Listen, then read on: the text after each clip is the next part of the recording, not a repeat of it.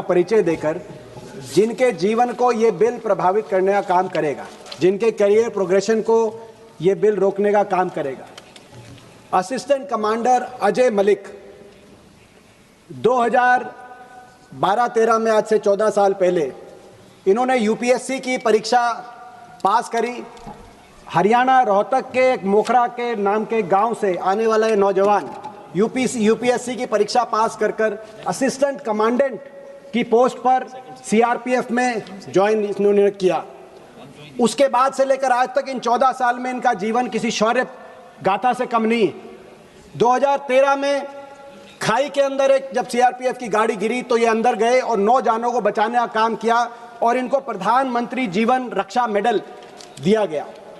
उसके बाद 2017 में जम्मू कश्मीर में जब ये तैनात थे, कोबरा बटालियन को लीड कर रहे थे, तो 3 हिजबुल मुजाहिदीन के आतंकवादियों को इन्होंने ढेर किया और इनको राष्ट्रपति पुलिस गैलेंट्री मेडल दिया गया।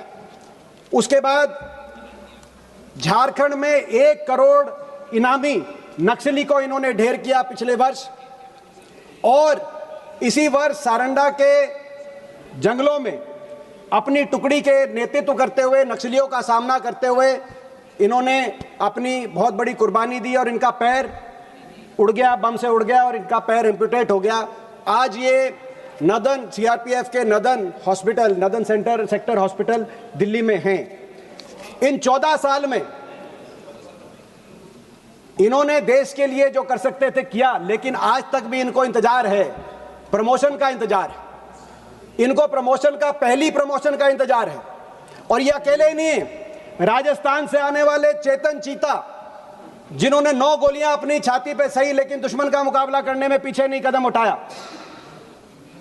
बिहार से आने वाले असिस्टेंट कमांडेंट विभोर, महाराष्ट्र से आने वाले, जहां से धैर्यशील बोल रहे थे, असिस्टेंट कमांडर सागर बुराड़े, जैसे सैकड़ों CAPF cadre officer, CRPF, BSF के कैडर ऑफिसर्स 15-15, 20-20 साल से अपनी पहली प्रमोशन के लिए इंतजार कर रहे हैं।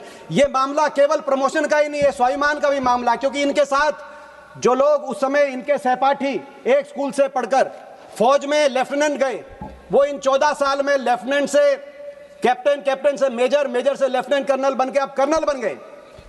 जो इनके सहपाठी पुलिस में गए वो आज डीआईजी बन गए। स्वाभिमान, आज जब अपने सहपाठियों को वो देखते हैं, वो भी एक ऐसी फोर्सेस में आए थे जो फोर्स देश की रक्षा करती हैं, कुर्बानियां देती हैं, लेकिन उनको जब वो सलूट मारेंगे आंख से आंख मिलाकर, तो उस नौजवान के स्वाभिमान के बारे में आप सोचिए। ये केवल उस नौजवान के, और ये बताया जा रहा है कि आईपीएस बनाम सीएपीएफ ऑफिसर्स का मामला, सीएपीएफ कैडर ऑफिसर्स का भी मामला नहीं है, ये सीएपीएफ फोर्सेस का मामला। 13,000 ऑफिसर्स का तो है ही सीएपीएफ के, लेकिन जो 11 लाख की हमारी सीआरपीएफ, बीएसएफ, सीआईएसएफ, आईटीबीपी सारी फोर्सेस हैं, उनके भविष्य से जुड़ा हुआ मामला है। क्योंकि एक प्रमोशन होगी तो प्रमोशन का नीचे वाली 5 रैंकों को भी ऊपर खींचने का काम किया जाएगा। अगर असिस्टेंट कमांडेंट से डिप्टी कमांडेंट बनेगा, डिप्टी कमांडेंट से 2IC, 2IC से कमांडेंट, कमांडेंट से डीआईजी, आईजी बनेगा, तो असिस्टेंट कमांडेंट से ऊपर जाएगा तो नीचे आपके सिपाही से, कांस्टेबल से कांस्टेबल, हेड कांस्टेबल बनेगा, हेड कांस्टेबल से सब इंस्पेक्टर बनेगा, सब इंस्पेक्टर इंस्पेक्टर, और इंस्पेक्टर असिस्टेंट कमांडेंट बनेगा। कैरियर प्रोग्रेशन नीचे तक सारी, इसीलिए सारी फोर्सेस, केवल कैडर ऑफिसर्स ही नहीं, सारी फोर्सेस डिमोरलाइज हैं कि आप ये लेके आए हैं। आप सोचिए, अगर अजय मलिक का आज ये उदाहरण पूरे देश में जाएगा। राहुल जी मिलने गए थे, हमारे एक नौजवान साथी से राहुल जी अस्पताल में मिलने गए थे, लेकिन वो नौजवान आज भी हमारे केंद्रीय गृह मंत्री का इंतजार कर रहे हैं कि वो कब आएंगे, उनसे मिलेंगे, जैसे हम उनका इंतजार कर रहे हैं सदन में। मैं आग्रह करता हूं कि गृह राज्य मंत्री जी से कि कम से कम आपको जाना चाहिए उनसे मिलके, उनसे दिल्ली के ही अस्पताल में सीआरपीएफ के, आप मिलिए, उनकी भावनाएं जानिए, आप दोबारा आ जाइए इस बिल के साथ, हम इंतजार करने को तैयार हैं। लेकिन आप उनको न्याय दिलाने तो दूर की बात है, उनसे मिलने का भी आपको समय नहीं मिल पा रहा है। आज ये जो मामला है, ये मामला हमारे देश की सुरक्षा से जुड़ा हुआ है, सबने कहा है। एक दिन पहले इस सदन में 31 मार्च को गृह मंत्री जी ने कहा, बड़े गौरव के साथ कहा कि हमने नक्सलों को साफ कर दिया है, लेकिन मैं कहना चाहता हूं इस बिल के माध्यम से आपने हमारे सीएपीएफ के अफसरों के और जवानों के भविष्य की संभावनाओं को साफ करने का काम किया। एक ही दिन के बाद यह इनाम दिया आपने। मेरे भाई कह रहे थे धैर्यशील कि आज हनुमान जयंती है, हनुमान जी का जब जयंती है तो हम गांव में बोलते हैं जय हनुमान, जय बजरंग बली, तोड़ दुश्मन की नली। जिन्होंने दुश्मन की नली तोड़ी हमारे सीएपीएफ के जवान अफसर, आज आप उनके भविष्य की नली तोड़ रहे हैं। आज आपने कहा कि इन जवानों ने और इन अफसरों ने 7.5 करोड़ पेड़ लगाए देश में, लेकिन आप उनके भविष्य की जड़ें काट रहे हैं।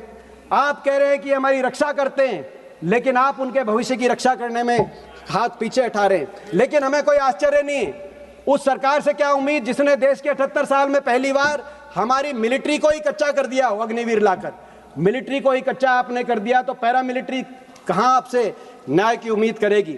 सर, दुख की बात यह है, नक्सलों से, आतंकवादियों से लड़ने वाले हमारे सीएपीएफ के अधिकारी जवान, इनको कोर्ट में अपनी ही सरकार से लड़ना पड़ा और कोर्ट ने इनके पक्ष में फैसला दिया। सुप्रीम कोर्ट ने कहा कि ये सीएपीएफ अधिकारी ये ऑर्गेनाइज्ड ग्रुप ए सर्विस के हकदार हैं, OGAS। ये पहला इनको एक जीत मिली और कहा कि सरकार तुरंत कैडर रिव्यू करे, सर्विस रूल बनाए। OGAS मिलते ही इनकी कैरियर प्रोग्रेशन तय हो जाता है, इनकी प्रमोशन का पाथ तय हो जाता है। सुप्रीम कोर्ट ने इनके लिए हक में फैसला किया इसी साल और कहा कि 2 साल के अंदर आईपीएस की जो डेपुटेशन होती है उस डेपुटेशन को सरकार फेज आउट करे। मगर सरकार ने रिव्यू पिटीशन लगा दी उस फैसले के खिलाफ।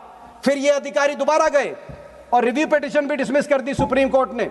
और जब रिव्यू पिटीशन डिसमिस हो गई तो यहां आप ये बिल लेके आए कि जो सुप्रीम कोर्ट का फैसला है उसको पलटने के लिए ये बिल लेके आए। मेरी मांग है कि OJS यूं का यूं इन अधिकारियों को OJS में शामिल किया जाए ताकि इनकी प्रमोशन का रास्ता साफ हो। दूसरी बात, प्रमोशन के साथ साथ दूसरी बात है पे स्केल का जो रास्ता है उस निकालने के लिए 7वीं पे कमीशन की रिपोर्ट के अनुसार आप ही की सरकार ने 2019 में NFFU में CAPF ऑफिसर के लिए NFFU को अप्रूव किया था। आप ही की सरकार की कैबिनेट ने। NFFU का मतलब होता है नॉन फंक्शन फाइनेंशियल अपग्रेडेशन, यानी कि अगर कहीं प्रमोशन नहीं भी मिल पा रही तो कम से कम उनको पे स्केल की अप्रूव में बढ़ोतरी मिल जाएगी अपने समकक्ष बाकी अधिकारियों के तुलना में।